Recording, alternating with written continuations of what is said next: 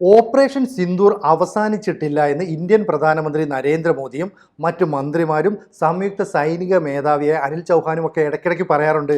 അതിപ്പോൾ ഏതാണ്ട് യാഥാർത്ഥ്യമായി എന്ന് നമുക്ക് മനസ്സിലാകുന്നതാണ്.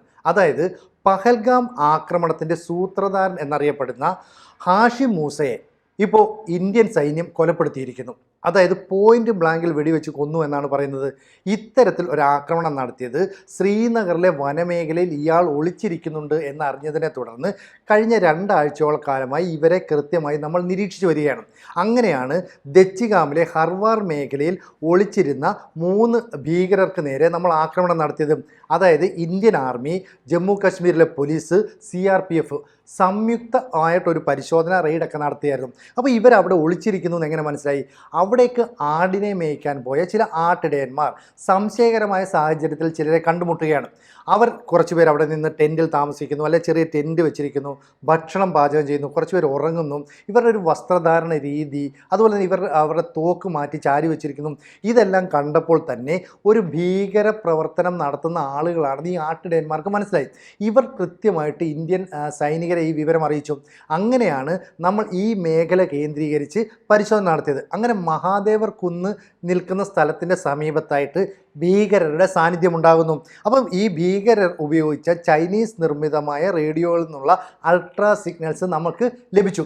അപ്പോൾ നമ്മൾ അതിനെ ഡീകോഡ് ചെയ്യാൻ ശ്രമിച്ചെങ്കിലും എൻക്രിപ്റ്റ് ചെയ്തതായതുകൊണ്ട് അതിനെ ഡീകോഡ് ചെയ്യാൻ സാധിച്ചില്ല.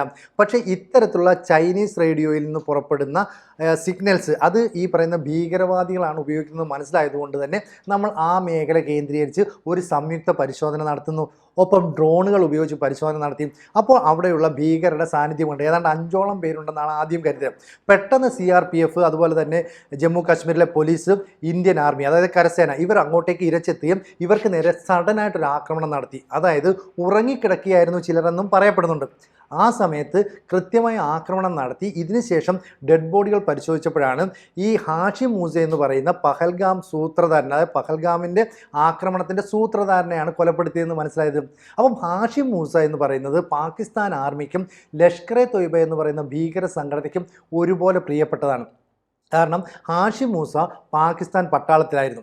അവിടുത്തെ സ്പെഷ്യൽ സെക്യൂരിറ്റി ഫോഴ്സിലെ പാരാ കമാൻഡർ എന്ന പദവിയിൽ ജോലി ചെയ്ത ആളാണ്. പിന്നീട് ഇയാളെ ലഷ്കർ എ തൊയ്ബ റിക്രൂട്ട് ചെയ്തെടുക്കുകയായിരുന്നു.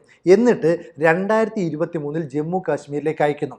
അവിടെ വരുന്ന ജമ്മു കാശ്മീരികളല്ലാത്ത ആളുകളെ കൊല്ലുക, സൈനികരെ കൊലപ്പെടുത്തുക, ഇതൊക്കെയായിരുന്നു ഇയാളിൽ ഏൽപ്പിക്കപ്പെട്ട ദൗത്യം. ഇത് മാത്രമല്ല, ജമ്മു കാശ്മീർ മേഖലയുമായി ബന്ധപ്പെട്ട് നടന്ന 6ഓളം ആക്രമണങ്ങളിൽ ഹാഷിം മൂസയുടെ പങ്ക് സൈനികർ കണ്ടെത്തിയിട്ടുണ്ട്. അപ്പം 5 അംഗ സംഘമുള്ള ഇവിടേക്ക് സുലൈമാൻ ഷാ അല്ലെങ്കിൽ ഹാഷിം മൂസ എന്ന് പറയുന്ന ഇയാളാണ് നേതൃത്വം നൽകുന്നതെന്ന് സൈന്യത്തിന് തിരിച്ചറിയാൻ കഴിഞ്ഞു. അങ്ങനെയാണ് ഇയാളെ കൊലപ്പെടുത്തിയത്. ഇപ്പോൾ പറയുന്നത് എന്താണെന്ന് വെച്ചാൽ, ഇതര സംസ്ഥാനക്കാരെയും ഒരു ഡോക്ടറെയും കൊലപ്പെടുത്തിയ ഒരു ആക്രമണം ഗഗൻഗീറിൽ നടന്നു. അത് 2024 ഒക്ടോബറിലാണ്. ഇതിൻ്റെ സൂത്രധാരൻ ഇയാളായിരുന്നു. അതിനുശേഷം ബാരാമുള്ളയിലുള്ള ആക്രമണത്തിലും ഇയാൾ പങ്കാളിയായി. അതിനുശേഷം ബുട്ടവത്രയിൽ 2 സൈനികരെയും 2 ആർമിയിലെ പോർട്ടർമാരെയും കൊലപ്പെടുത്തി. അങ്ങനെ 6ഓളം ആക്രമണങ്ങളിൽ നേരിട്ട് പങ്കെടുത്ത ആളാണ് ഈ ഹാഷിം മൂസ.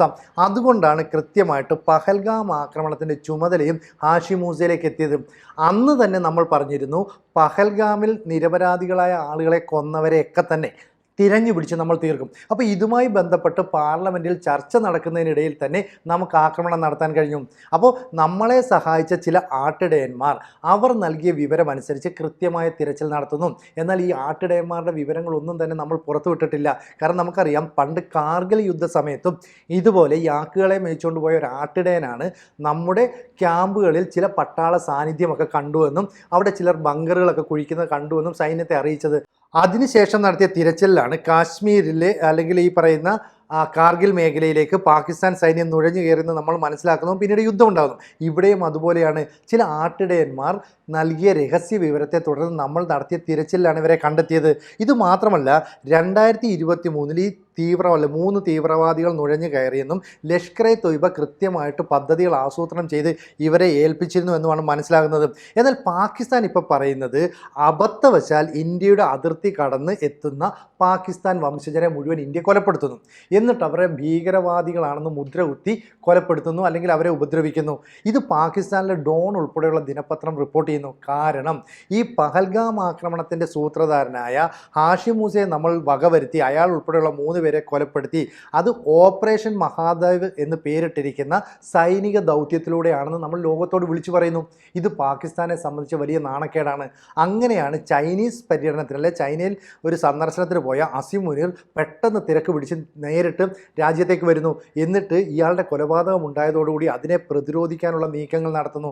അങ്ങനെയാണ് പറയുന്നത് ഇന്ത്യ അനാവശ്യമായിട്ട് പ്രകോപനം സൃഷ്ടിക്കുന്നു, പാകിസ്ഥാൻ വംശജരാണ് എന്ന് പറഞ്ഞിട്ട് പലരെയും പിടിച്ചു വെക്കുന്നു, ക്രൂരമായി ഉപദ്രവിക്കുന്നു, എന്തിന് വെടിവെച്ച് കൊല്ലുന്നു, എന്നിട്ട് പറയുന്നു ഇവർ ഭീകരവാദികളാണെന്ന്. ഇതൊരു തന്ത്രമാണെന്ന് പറയുന്നു. പക്ഷേ ഇത് എത്രത്തോളം വിലപ്പോകും?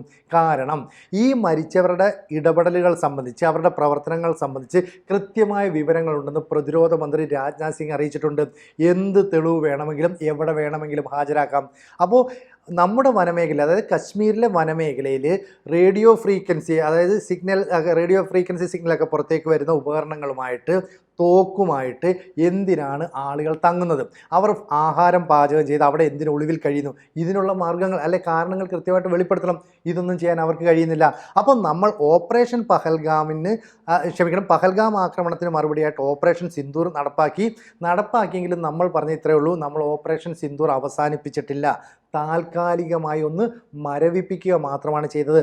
എപ്പോൾ വേണമെങ്കിലും തുടരാം. അപ്പം ഇന്ത്യക്കെതിരെ പ്രകോപനപരമായ നിലപാട്, അല്ലെങ്കിൽ പ്രകോപനപരമായ ഒരു ആക്രമണം എന്തെങ്കിലും സംഭവിച്ചാൽ അവർക്കെതിരെ കർശനമായ ആക്രമണം നമ്മൾ നടത്തും. കാരണം അതൊരു യുദ്ധപ്രഖ്യാപനമാക്കി മാറ്റും. അപ്പോൾ ഇവിടെ 5ഓളം ഭീകരർ ഒളിച്ചിരുന്ന ഭാഗത്തേക്ക് നമ്മൾ ഓപ്പറേഷൻ മഹാദേവ എന്ന് പേരിട്ടിട്ട് ഒരു സൈനിക ദൗത്യം നടത്തുന്നു. എന്ന് പറഞ്ഞാൽ പഹൽഗാം ആക്രമണം ഉണ്ടായി ഏതാണ്ട് 90 ദിവസങ്ങൾക്ക് ശേഷമാണ് ഏതാണ്ട് സമാന സ്വഭാവമുള്ള ഒരു സൈനിക നടപടി സ്വീകരിച്ചത്. ഇതിൽ 3 പേരുടെയും തല പോയിന്റ് ബ്ലാങ്കിൽ ചിതറിക്കാൻ നമുക്ക് സാധിച്ചു. അപ്പം സംയുക്ത സൈനിക കൂട്ടം അവരാണ് ഈ തിരച്ചിൽ നടത്തിയത്. പക്ഷേ ഇതിൻ്റെ കൃത്യമായ വിവരങ്ങൾ നൽകിയത് ആരാണെന്ന് പറയുന്നില്ല. എന്തായാലും ചൈനീസ് റേഡിയോ ഉപയോഗിച്ച് ഇത്തരത്തിലുള്ള ഫ്രീക്വൻസിയൊക്കെ പുറത്തേക്ക് വിടുമ്പോൾ അതിനെ നമുക്ക് കണ്ടെത്താൻ സാധിക്കും. പക്ഷേ അത് ഡീകോഡ് ചെയ്തെടുക്കാനാണ് പ്രയാസം. ഇവരാണത് ഉപയോഗിക്കുന്നത് മനസ്സിലാക്കിയാൽ അവിടെ ആക്രമണം നടത്താനും നമുക്ക് വലിയ പ്രയാസമൊന്നും ഉണ്ടാവില്ല. എന്തായാലും പാകിസ്ഥാൻ ദിനപത്രവും പാകിസ്ഥാൻ ഭരണകൂടവും ഒക്കെ ഇപ്പോൾ ഞങ്ങൾക്ക് അതിൽ പങ്കില്ല, ഞങ്ങളുടെ ആളുകളല്ല എന്നൊക്കെ പറഞ്ഞിട്ട് ഒഴിവ് കഴിവുകൾ പറയാനായിട്ട് ശ്രമിക്കുന്നുണ്ട്. പക്ഷേ ഇന്ത്യൻ സൈന്യത്തിൻ്റെ കയ്യിൽ ഇവരുടെ സംബന്ധിച്ചുള്ള കൃത്യമായ തെളിവുകൾ, ഇവരുപയോഗിച്ച 2 AK-47 തോക്കുകൾ, മറ്റൊരു ഗൺ എന്നിവയൊക്കെ പിടികൂടിയിട്ടുണ്ട്. ഇത് പാകിസ്ഥാനിൽ ഉപയോഗിച്ചതാണെന്ന് മനസ്സിലായിട്ടുണ്ട്. മാത്രമല്ല ഈ പഹൽഗാമിൽ നിരപരാധികളെ വെടിവെച്ച് കൊന്നപ്പോൾ ഉപയോഗിച്ച ബുള്ളറ്റുകൾ അതിൻ്റെ തിരകളുമായി സാമ്യമുള്ളതൊക്കെ തന്നെ നമ്മൾ പരിശോധന നടത്തി. ഇവരുടെ കയ്യിൽ നിന്ന് പിടിച്ച തോക്കുകളിലെ തിരകൾക്കും അതുമായിട്ട് സാമ്യമുണ്ടെന്ന് തെളിവ് വ്യക്തമായി. അങ്ങനെ ആ ലാബിലെ പരിശോധനാ റിസൾട്ടും വന്നതിന് ശേഷമാണ് നമ്മൾ ഔദ്യോഗികമായി ഇക്കാര്യം പ്രഖ്യാപിച്ചത്. അതുകൊണ്ട് തന്നെ പാർലമെൻറ്റ് ഒരു വലിയ ചർച്ച, പ്രതിപക്ഷത്തിൻ്റെ ആവശ്യം ഉന്നയിച്ച് പഹൽഗാം ആക്രമണവുമായി ബന്ധപ്പെട്ട് നടക്കുന്നു.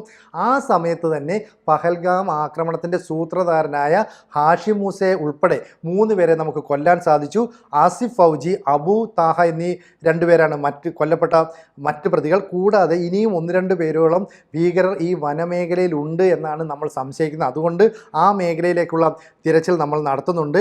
ഈ പറയുന്ന ഹാഷിം മൂസയ്ക്ക് നേരത്തെ 20 ലക്ഷം രൂപ ജമ്മു കാശ്മീർ പോലീസ് പ്രഖ്യാപിച്ചു. അതായത് ഇയാളെ എവിടെയെങ്കിലും കാണുകയോ അല്ലെങ്കിൽ അയാളെ സംബന്ധിച്ചുള്ള വിവരങ്ങൾ നൽകുകയോ ചെയ്യുന്ന ആൾക്ക് 20 ലക്ഷം ഇനാം പ്രഖ്യാപിച്ചതാണ്. അയാളെ തന്നെ നമ്മുടെ സൈനികർ തീർത്തു എന്ന് പറഞ്ഞാൽ ഓപ്പറേഷൻ സിന്ദൂർ ഇപ്പോഴും തുടരുന്നു എന്നാണ് അർത്ഥം. അപ്പോൾ പാകിസ്ഥാൻ ഒന്ന് ഞെട്ടി വിറച്ചിരിക്കുകയാണ്. ഇന്ത്യ തുടർ നടപടികളുമായിട്ട് മുന്നോട്ട് പോകും. ഇനി ഹാഷിം മൂസയെ ന്യായീകരിക്കാനായിട്ട് അസിം മുനീറും സംഘവും എന്ത് ന്യായീകരണങ്ങളാണ് നടത്തുന്നത് എന്ന് നമ്മൾ കണ്ടറിയേണ്ടതുണ്ട്. കൂടുതൽ വാർത്തകളും വിശേഷങ്ങളും നിങ്ങളിലേക്ക് എത്താൻ ABC മലയാളം സബ്സ്ക്രൈബ് ചെയ്യുക, ബെൽ ബട്ടണും അമർത്തുക.